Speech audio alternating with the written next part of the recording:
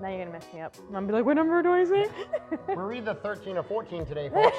We don't know what We day don't it know is. what it is, yeah.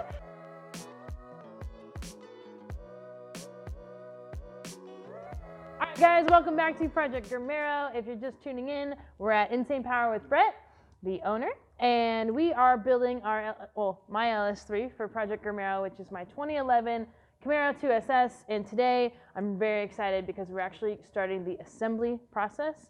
I say we, but Brett. Well, I'm going to teach Michelle about bearing clearances today. Yes. So this could be episode 13, it could be 14, but the coronavirus is taking over, so It'll be whatever episode, yeah, wherever it comes and the next. coronavirus will still be here. It will still be here. So today we have our Callie's crankshaft, we have our King's bearings, and we're going to talk about setting main bearing clearances today. We have our block on a stand. It's washed. It's not final wash, but we're just checking for bearing clearances. Okay, so on a motor, there is two types of bearing clearances. We have our main bearing clearance, and we have our rod bearing clearance. Today we're going to discuss main bearings, okay? Main bearings on a block using ARP studs and our LS3 block here, okay? We have the #1 journal is completely torqued up with a bearing inside of it. So here, the other ones you can see have no bearing in them. Okay, this is torqued to factory spec, just like the motor would be running. And then we come over to our Callie's crank.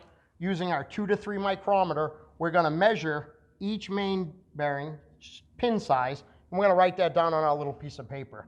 At the end of this, because of my chicken handwriting, we'll put this on a nice build sheet for you to have all the motor. My dad keeps asking me, are you gonna blueprint it? Are you gonna blueprint it? Well, blueprinting is not a great word. Okay. Okay. I know people that have had that older gentleman like your father. My father says balancing blueprinting. Yeah. Okay, blueprinting means that we're gonna check every spec on the motor according to what the GM print is asking for. Okay. Okay, we're not gonna technically blueprint it because we're gonna change it. Okay. Because we're gonna build it specifically for what you're doing with it. Got it. So our clearances will be different on this application than a stock application. Right. Okay? On a stock application, we use what's called a P-style bearing, Okay. passenger style bearing.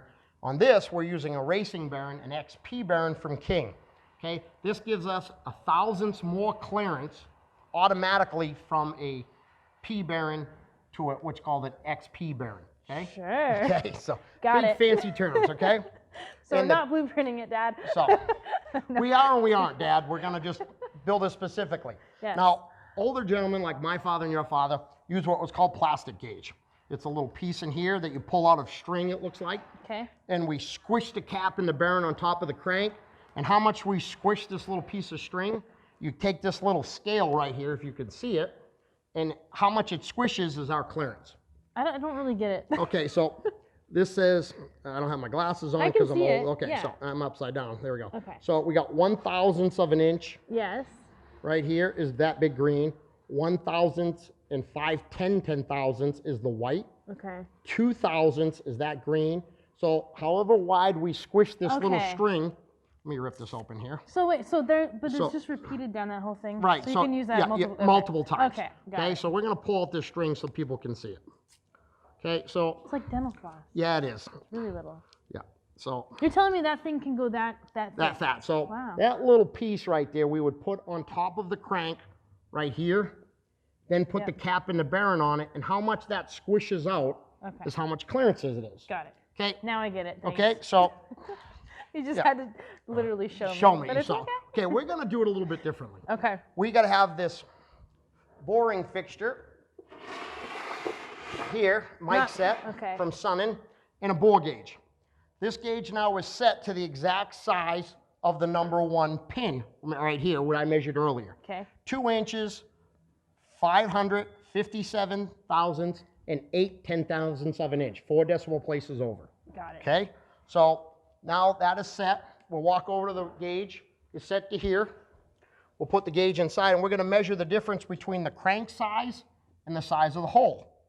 So right now we have about 4,000ths clearance.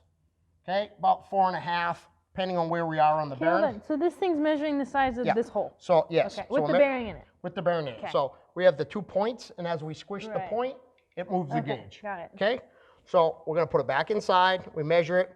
Well, that's way too much clearance for what I want. Okay. Okay, it's a little loose. If it was an all-out drag race dry sump motor, that's too loose. Okay, got it. So we want to either make the bearing thicker, Right. or the hole smaller. Okay. Okay. Yeah, right. So normal rule of thumb is if the pin measures 2.5, you want a minimum of 2.5 thousandths clearance. Okay. So for every inch of size, Yep. we need that much clearance. Okay. Okay. Yeah, I get it. So we're at 4. We want to be around, I'd like to be around 2.5. Okay. Depending on the application, what oil we're using, bearing clearances will vary for each application. Right. On an aluminum block like this, okay, when you heat it up to operating temperature, it expands very rapidly. Yes. These clearances will get excessively bigger. Okay. So if we stuck this in like a dishwasher or a jet wash, Yeah. and raised it up to 180 degrees, that hole is extremely bigger. Okay. So as the motor gets warm, we'd have a lot more bearing clearance, we'd have less oil pressure.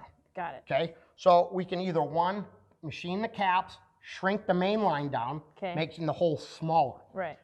King, when they give us these bearings, which are beautiful pieces, give us a range on how big the hole can be. Right. So we could bring it all the way to the tight side by remachining it, or we could call up King and tell them we need a 1 under bearing, which would shrink it down. Also, we could use a coated bearing completely here to help take up some of that spot. So we have a couple options.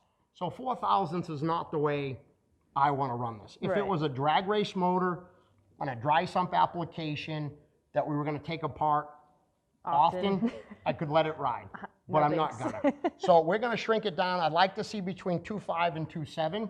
So we'll get with King, see what they offer, or we'll redo the main line, shrink the size of the housing down, and then make it smaller. Cool. Okay? Got it. So we've learned a couple things here today. Measuring the crankshaft, and then our plastic gauge is our antique method, which works very well, don't get me wrong, but this is much more accurate. Cool. So now I'm going to go down and torque up each one of these and go all the way down the line and measure every pin's clearance. I have a question. Sure. How much is this? This and that is about $4,000. And how much is this? I think they give this away free now. I'm not really sure. I've actually. Where do you get one of those? Believe it or not, I've never personally used plastic gauge. Oh, okay. And I've been doing this 32 years now, and but you have them. I have it because of what we were doing here today. No, you didn't. I swear to God, no, I did. So I actually had to ask the old guy that does aircraft engines on where to get this. So I have never personally used it. All right. I've always been lucky enough to work at shops that had the gauges, the setting fixtures. Cool. I'm not bagging on it. No, it's just a very inexpensive way for someone to build something, but not as accurate as someone who's doing it for a living. Right. As you can see, I have a tool fetish. You have a couple nice things around the shop. Yeah, no big deal. On a bearing like this, on an H-style bearing or XP-style bearing, the bearing has a taper. So if we hold the bearing like this and we measured from here to here, that's the eccentricity of the bearing. It actually tapers. Okay. That allows oil to go outside of the bearing because oil has 2 jobs. It's to lubricate the bearing and to cool the bearing. Okay. So as oil, we push it through that little tiny clearance, hopefully around 2.5 thousandths. Yep. Okay, that's the half of a yellow piece of paper. Got it. That's all it's going to be for clearance. So remember, oil pressure is pounds per square inch. Okay. So the tighter we make this, the more oil pressure we'll get, but the less film of oil I'll have riding on the bearing. So that's what we're doing by setting clearances. We're setting that little bit of film to handle your extreme driving experiences, okay? Got it. So the more this is rounder, the less oil it allows to go out, but it makes a much better hydraulic seal around the bearing. Do you understand that? I do. So a P bearing has 1.5 thousandths clearance taper here, where an XP bearing only has 0.5 thousandths taper here. Got it. So we're controlling the oil flow through the motor extremely well with a better bearing.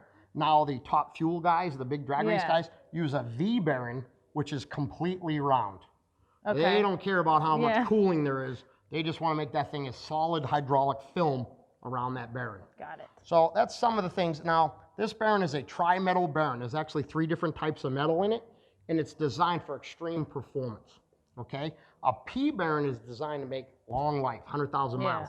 it's a softer bearing. Okay. It allows any debris or anything to stick inside the bearing, where this bearing is designed to take the loads and the cylinder pressures of a racing bearing. Got it. So that is the difference on the XP bearings versus a P bearing, which comes factory from GM. Got it. So if you're not a gearhead, this is all kind of boring crap. I just learned a ton. So Because King bearing and their XP bearing is one of my favorite bearings. I use it pretty much 90% of the time. Only time I really don't use it if they don't offer it for what I'm using it for. Yeah. The life of the bearing is phenomenal. So, and then also on our Callie's crank, when we mic this down the line, if you look at these sizes, we got 2.5, 578, 2.5, 578, 2.580. That's 2/10,000ths of an inch. It varies. Got it. 4 places over. Not So much. whoever ground that at Callie's did a phenomenal job. Yeah. So you could almost set your micrometers to it. So that's the difference between a cheap piece of crap and a really nice piece made here. Yeah. So we have, you know, beautiful products we're going into your race motor. I know, it's so exciting, and man, I'm just super lucky to have the support that we do, and very thankful to have you, because if they would just send it to me, I would be like, Well, it's our job here to get you out on the track, and Axel to eat all the boxes. So He was snoring earlier. I looked up because I was like, what is that? And I was like, oh, yeah, Axel. no problem. We're boring him again. yeah, we're boring him, so there's no boxes. So right now, our decision is tomorrow I will call King. We'll get a one under bearing. We'll check in. If not, we'll be doing some machine work on the block to tighten that main clearances up. Cool. So on the next thing, we'll check rod bearing clearance, and we'll set ring gap. Okay. Okay? Yep. Okay, everybody. I hope you learned something today about bearing clearances. Write in with some questions for me or Michelle. They're not going to ask me any questions. How do They'll you know? ask me to ask I don't know how you. to drive. You can drive. That's true, but I let Axel drive most of the time. So, yeah. so guys, I'm really excited because a couple of you guys wrote in and have some questions for Brett. So I have them on my phone here. The first one is from my friend Delaney in Maine. Change colors. No, Sorry. it's red again. I'm going to talk loud because Just yell my at mic me. is killing me. Michelle sabotaged me tonight. So I was going to answer questions, but we've gone red. She wants to know which intake should she put on her LQ9. Okay, LQ9 is a truck engine, probably in a Silverado. I would probably be honest with you, I wouldn't change it. Okay. The truck intakes are great up to 5,500 RPM. So unless this is a race truck, I would probably recommend a camshaft or a tune before I recommended an intake. But if I had to change one economically, I would put an LS2 style intake on it. But you'll have to change the water pump because the outlet gets right in the way of the throttle body. So that would be my best, cheapest way out. Suggestion. Did you say that the current intake she has on her car or truck is the same as my TA2 car? Yeah. So the TA2 uses a truck intake manifold just like hers on it because of its a low RPM, high torque intake manifold. So you might be good with what you have. So most people just need a good tune. Yeah. To write the ECU would help out a lot. I believe she's in Maine, from my neck of the woods. So she's probably up at sea level. So the tune isn't quite dialed in perfectly. It probably runs fine, but a tune would definitely pick up 50 to 60 horsepower at the rear wheels. Wow, that's pretty good. Yeah. There you go. Answered. All right, and our second question is from a friend of mine. I've never met him because he's from Switzerland. Wow, nice. But he has a Camaro in Switzerland, which is really freaking so cool. he's rich. I don't know. Yeah. I don't know. Yeah. But Joel asked, where is it? Hang on. He says, how does my cylinder deactivation work on my 6th gen Camaro SS? Oh, we can do that right here. Okay, so cool. On your engine here, see these holes in the valley? I'll hold this for you. Okay. Okay. So these are oil holes. Right below this is the lifters, okay? So what this does is allow oil pressure to bleed off out these holes back into the valley, but it doesn't allow the hydraulic lifter to pump all the way up. Okay. So now it's like changing the camshaft in that cylinder. So the intake opens just enough not to wash the cylinders out, but kills some of the performance of the motor. So that's just for economic reasons? Yeah, yeah. So Okay. for fuel mileage, when you're rolling along at 70 miles an hour, it doesn't need all 8 cylinders to maintain that speed. So So the ECU does it? the computer controls this with oil pressure and the control system that bolts on top of this. But that's what these holes are for. Matter of fact, when we build your engine, we're going to plug these holes. We don't want economics. We don't care about fuel mileage. Right. So you can bang a nice little piece of aluminum in here to block these holes off. Now, you can buy the right cover that has O-rings and deactivate it in the computer, but we're going to be racing, so we want to make sure we're going to plug these holes, because we're never going to be on the highway just cruising around. Not counting not miles with you per driving. gallon. Not really doing that. So we're not building a fuel mileage piece. No. So we do not want that, and I highly recommend that if anybody's building a supercharged piece also, you don't want these either. Cool. So it works great in our clean environment today. Yes. So Coronavirus days. So we're going to block these holes off. But that is how your cylinders on demand work. There you go. So cool. All right, guys. Well, thanks for writing in, and keep them coming. If you have more questions, put them down in the comments. We'll be sure to get them answered, and we'll catch you on the next one. Thank you. Thank you guys so much for watching. I just want to give a huge shout out to Brett. He's been so helpful. He's answered so many of my questions, and I've learned so much. It's been awesome. So if you're in the Vegas area, be sure to come check out Insane Power. Tell them I sent you. Also, a huge thank you to King Bearings. They've been on board with my racing program for like 5 years, and this year is their 60th anniversary. So props to King Racing Bearings. They make the best stuff. Thank you to Callie's Performance. They've got us hooked up with this awesome crank that Brett drilled holes in to make it even better. And thank you guys for watching. If you haven't yet, please be sure to subscribe to my channel. You can do that by clicking right over here. And if you didn't catch the latest episode of Project Grrmaro, you can click right over here. And if you're just looking for some awesome content from Grr Racing, just click right down here. And we'll see you guys on the next episode.